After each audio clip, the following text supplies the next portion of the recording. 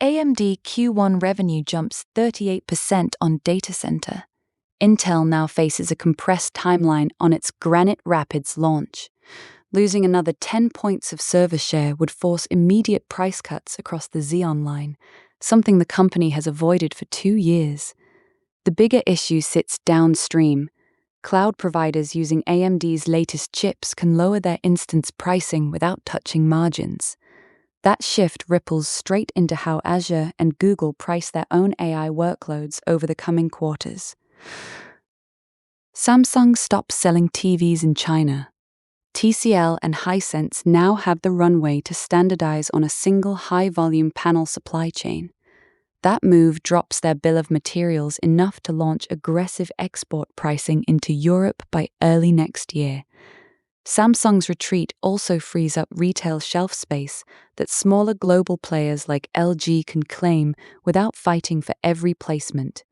Watch the margin compression hit once those channels fill. Microsoft previews unified Xbox UI for all devices. One unified UI means accessory makers drop 2 separate certification tracks. That change alone cuts their development costs by roughly a third. Sony now has to decide whether to expose a similar common layer across PlayStation and PC or watch third-party hardware tilt toward the Xbox ecosystem. Cloud streaming services gain the most immediate upside since session handoff no longer requires UI translation layers. Minisforum launches 520-gram Panther Lake Mini PC. The 520-gram form factor plus full Intel Ultra performance removes the last excuse for sticking with bulkier corporate desktops.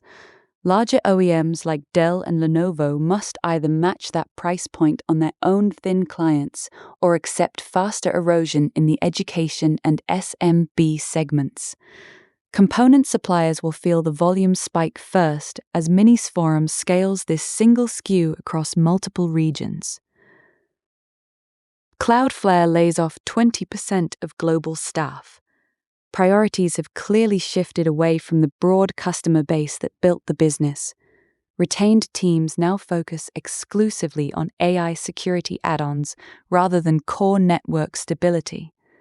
Enterprise renewals face quieter account management, giving Akamai room to win back traffic with bundled edge promises that include guaranteed response times.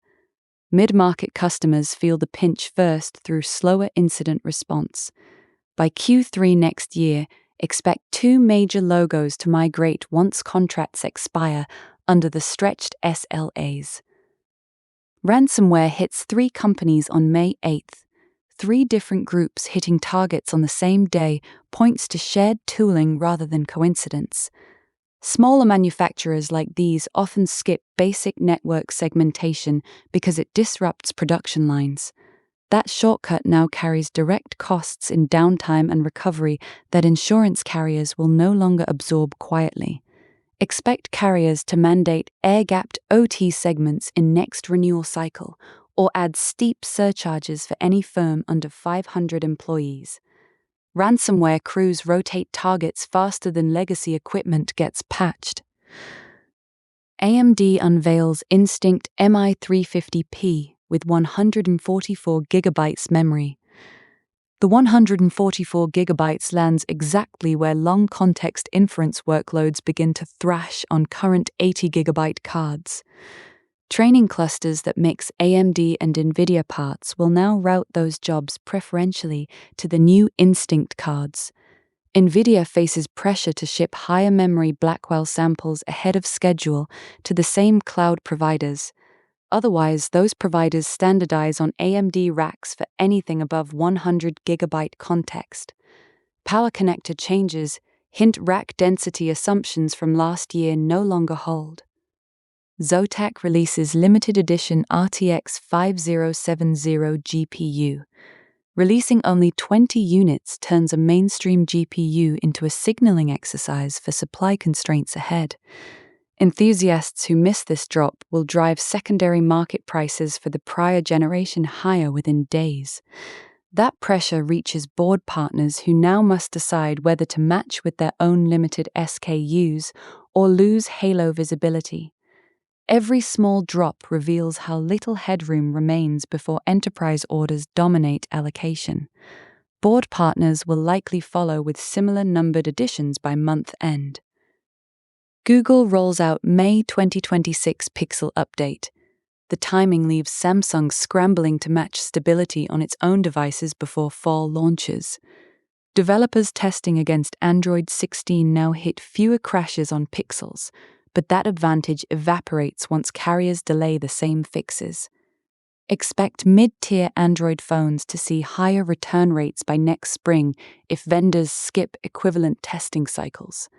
This update also tightens battery drain reports in the wild, forcing app teams to revisit background processes they thought were settled last year across multiple device classes. Qualcomm issues May Security Bulletin.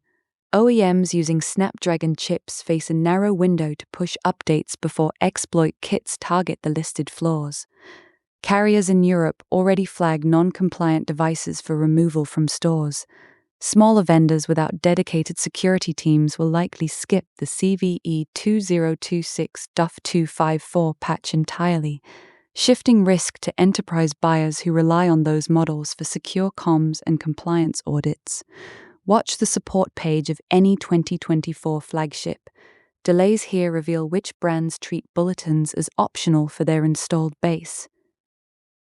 Apple doubles MacBook Neo production.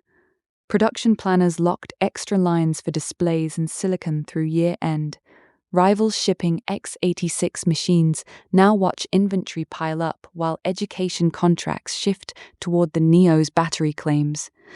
Component prices for competing Ultrabooks rise once Apple's orders clear the market. Smaller PC makers face allocation delays that hit holiday builds hardest, forcing Dell to accelerate its ARM transition or lose professional workflow share by Q2. Third-party case makers must redesign molds 6 months earlier than planned. Linux kernel 7.0.5 stable released. Distros now decide whether to fast-track these hardware tweaks into their next point releases or let server admins apply them manually. Cloud providers gain immediate gains on AMD platforms, but that widens the gap for older Intel fleets still running 6.x branches. Red Hat faces pressure to backport select patches before customers migrate workloads to distributions that ship 7.0.5 by default.